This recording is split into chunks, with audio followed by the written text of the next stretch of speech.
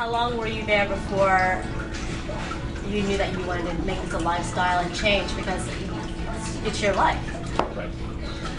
It was a very profound change in my life in terms of the energy they put into dance. And one thing was very clear for me from the beginning. I wanted to bridge the different worlds, and that's a little difficult to do, because there is a world of an underground world of salsa. You know, Caché is promoted as the underground spot of salsa. Jimmy's is not something that you pick up in the New Yorker or try to find out where it is. You need to know. Right. And a lot of these things in New York, you need to know. So there's an underground scene that loves what they do, and they use it as a venting mechanism for their daily life and struggle.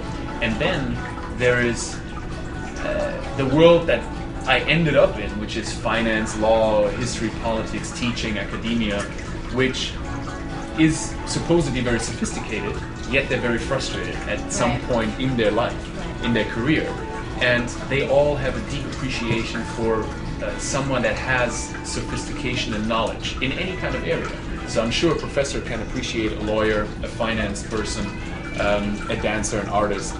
And there is this deep appreciation, but for some reason, I think most people still mistake salsa as a not sophisticated dance because it's not in Carnegie Hall yet.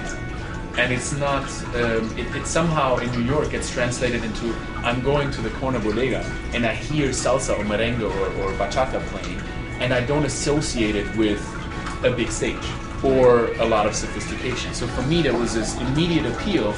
How about bringing those two together? Because they can really feed each other. Absolutely. Movement is essential. Yeah. So the sophistication here was very visible to me. And early on, while I was learning and going through the process at Santo Rico, learning salsa, I wanted to bring the other world, so to say, the mainstream, to understand and appreciate what salsa is. And people that don't have a lot of time and cannot go up to Spanish Harlem, to bring it to them. And at the time I was working with the Ritz and Trump in Midtown. So we started doing a program at the Ritz for the tenants of the Ritz. And actually Frankie Martinez was kind enough for our first event to come out and we performed with him. So it was bringing that kind of style to the Ritz and to the tenants there, which were from all walks of life. And they really appreciated it. So what we did was 3 months of what we called Salsa and Sangria. So we had once a week, they took the elevator down to the gym at the Ritz, then we taught them, then we went upstairs to the rooftop and had sangria and a DJ and enjoyed the evening, went to Caché as well.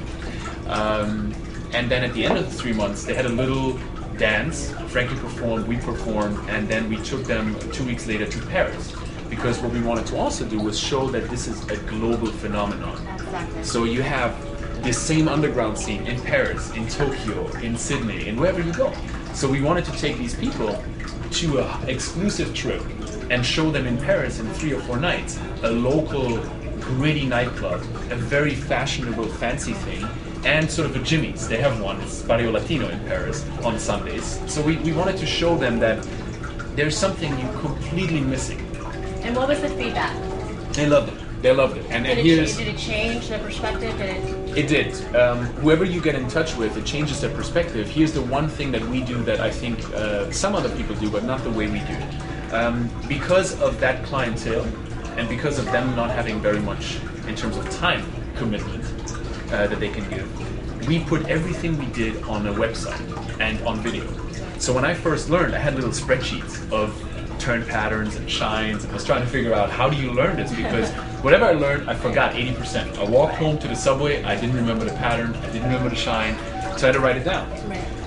Lucky at the time, and I think technology develops so fast, at the time you didn't have iPhones, little camcorders, so at some point I bought a pretty expensive at the time camcorder just to tape these patterns, and then I thought it's great to take these patterns and give them to people that are learning, so they can learn it in person, in class, but then they go home and they watch it online. They watch it online.